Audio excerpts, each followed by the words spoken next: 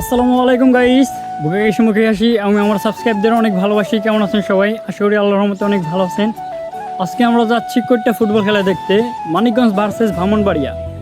তবে মানিকগঞ্জের কীরকম খেলে ওইটা আমার জানা আছে, তবে ব্রাহ্মণবাড়িয়া ফুটবল কেমন খেলে ওইটা আমার জানা নাই। তবে ব্রাহ্মণবাড়িয়া টেটা নিয়ে খেলার অভিজ্ঞতার সম্বন্ধে আমার ভালো ধারণা আছে, কারণ এদের 2 দিন পর পরই টেটা নিয়ে নিউজ হয়, সেটা আপনারা সবাই জানেন। আজকে যাচ্ছি কোট্টা ফুটবল খেলা দেখতে, তো চলুন যাওয়া যাক।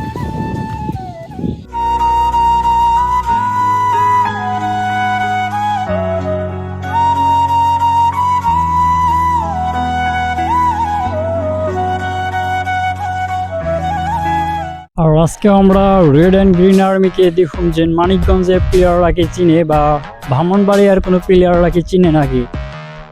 আর রেড অ্যান্ড গ্রিন আর্মি হচ্ছে ফুটবল ফেডারেশনের ফ্যান বেস।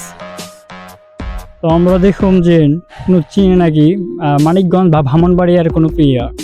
আমরা ট্রাই করবো যে প্লেয়ারের কাছে যে জিজ্ঞেস করতে চান আপনি কি রেড অ্যান্ড গ্রিন আর্মিকে চিনেন নাকি চিনেন না। তো দেখা যাক আমরা সফলই নাকি।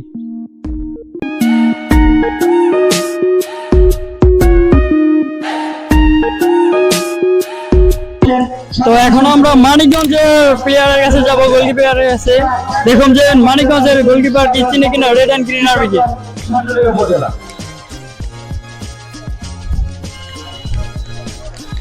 ভাইয়া একটু কথা বলা যাইব? বলেন। আপনি কি red and green army football fan বেসকে চিনেন নাকি? নাম শুনছি, নাম শুনছেন কিন্তু চিনা হয় না। ধন্যবাদ ভাইয়া। যাই হোক, আমাদের মানিকগঞ্জের একটা বড় বিষয় হলো রেড অ্যান্ড গ্রিন আর্মির নাম শুনছে, বাট ওইভাবে পরিচয় না। তবে রেড অ্যান্ড গ্রিন আর্মি অনেক উপরে যাবে ইনশাল্লাহ। এখন আমরা কথা বলতে যাবো গোলকিপারের সাথে, দেখি রেড অ্যান্ড গ্রিন আর্মিকে চিনে নাকি।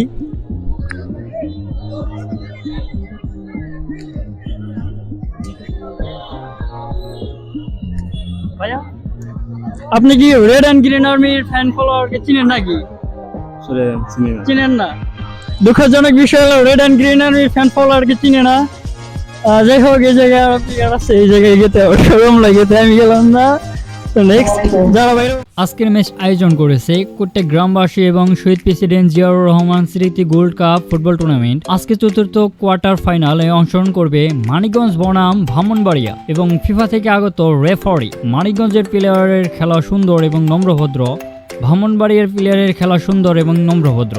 তবে মানিকগঞ্জে প্রথম একটা গোল করেছিল, ওইটা ব্রাহ্মণবাড়িয়ার প্লেয়াররা মানতে চাইছিল না। এই খেলা যদি ব্রাহ্মণবাড়িয়া হইতো তাহলে তারা টেটা বা সাপল নিয়ে আসতো মারার জন্য।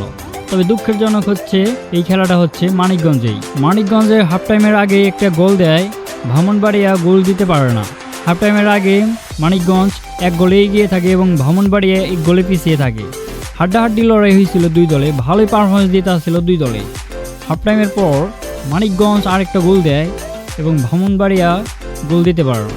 তবে ব্রাহ্মণবাড়িয়া 0-2 হেরে গেল। এই ছিল আজকের ভিডিওটি কেমন লাগলো অবশ্যই কমেন্ট করে জানাবেন।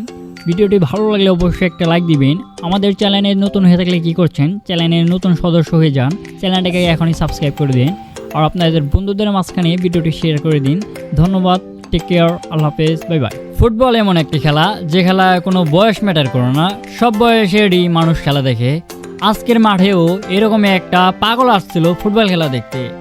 সে খেলা দেখতে দেখতে বলতাছিল গোল গোল, চিল্লা দিতেছিল আর বলতাছিল জয় বাংলা জয় বাংলা।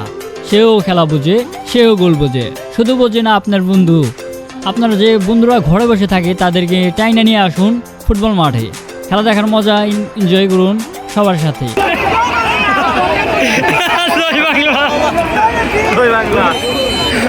ব্রাহ্মণবাড়িয়ারা টেটা দিয়ে খেলতে পারলেও এরা ফুটবল মাঠে এরকম ভালো পারফরমেন্স করতে পারে না।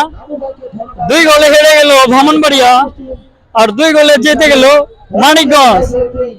খুব দুঃখজনক বিষয়।